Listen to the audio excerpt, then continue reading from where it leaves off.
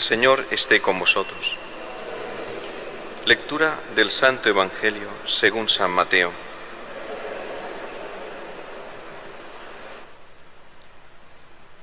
Después que la gente se hubo saciado, enseguida Jesús apremió a sus discípulos a que subieran a la barca y se le adelantaran a la otra orilla, mientras él despedía a la gente. Y después de despedir a la gente, subió al monte a solas para orar. Llegada la noche, estaba allí solo. Mientras tanto, la barca iba ya muy lejos de tierra, sacudida por las olas, porque el viento era contrario. A la cuarta vela de la noche se les acercó Jesús andando sobre el mar. Los discípulos, viéndole andar sobre el agua, se asustaron y gritaron de miedo, diciendo que era un fantasma. Jesús les dijo enseguida: «Ánimo, soy yo, no tengáis miedo». Pedro le contestó: «Señor, si eres tú, mándame ir a ti sobre el agua». Él le dijo: «Ven». Pedro bajó de la barca y echó a andar sobre el agua, acercándose a Jesús. Pero al sentir la fuerza del viento, le entró miedo, empezó a hundirse y gritó: «Señor, sálvame». Enseguida Jesús extendió la mano, lo agarró y le dijo: «Hombre de poca fe, ¿por qué has dudado?». En cuanto subieron a la barca, amainó el viento. Los de la barca se postraron ante él diciendo: «Realmente eres Hijo de Dios».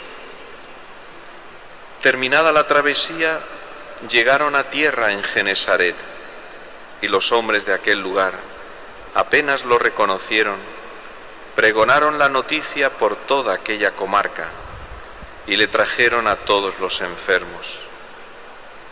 Le pedían tocar siquiera la orla de su manto, y cuantos la tocaban quedaban curados. Palabra del Señor.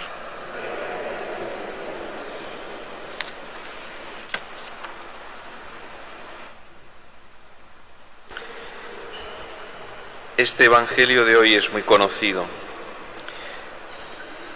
Es el pasaje en el que Jesús se presenta ante sus discípulos de una manera extraordinaria, andando sobre las aguas. Jesús había realizado antes otro prodigio, la multiplicación de los panes y de los peces. La multitud estaba entusiasmada ante ese milagro y entonces se agolpaban alrededor de Jesús.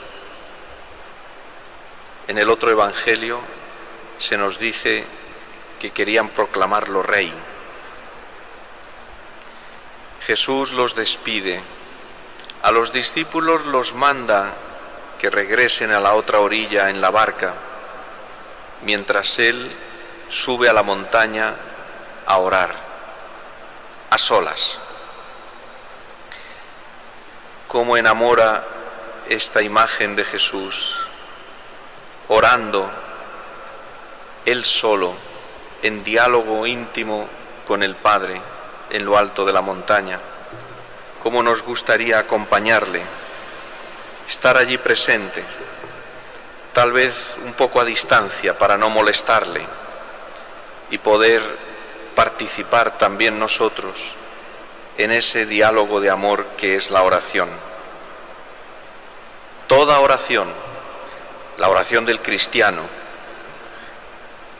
nada de yoga ni de cosas de esas, no, la oración del cristiano, que es la que vale, es entrar en el diálogo de amor de Jesús con el Padre. Eso es maravilloso, eso es algo extraordinario. ¿Qué cosas se dirían?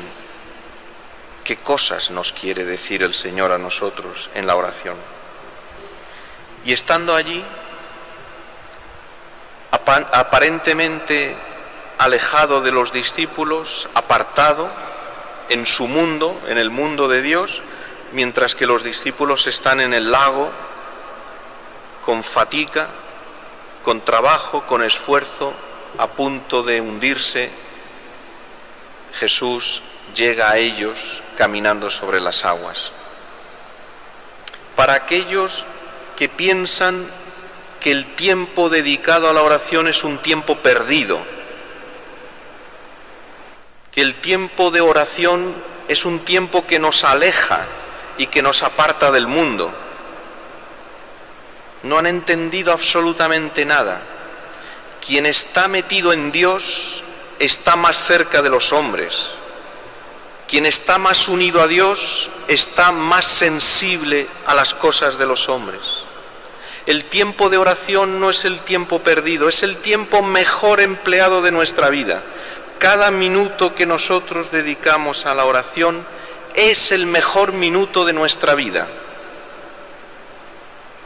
Y Jesús camina sobre las aguas porque es Dios. Y Pedro, superando el temor, le pide a Jesús en un arrebato de locura: Señor, si eres tú, haz que venga a ti caminando sobre las aguas. Y Jesús lo llama: ven. Y Pedro empieza a caminar hasta que llega un momento en el que Pedro, apartando los ojos de Jesús, empieza a fijarse en la fuerza de las olas y en lo extraño de su situación, que humanamente es absurda, y comienza a temer y a hundirse. En el momento en el que Pedro apartó los ojos de Jesús, en ese momento se dio cuenta de su situación humanamente difícil. Cada vez que nosotros apartamos nuestros ojos del Señor, las dificultades aumentan, nos parecen más grandes, nos parece imposible, y lo que nos pide el Señor se nos presenta como una cosa absurda, porque los demás no viven así. Cada vez que apartamos los ojos del Señor, comenzamos a hundirnos por la falta de amor. Vamos a pedirle a nuestra Madre la Virgen que nos ayude y ponga en nuestro corazón un amor grande a la oración, para que siempre en nuestra vida vivamos con los ojos puestos en Jesús.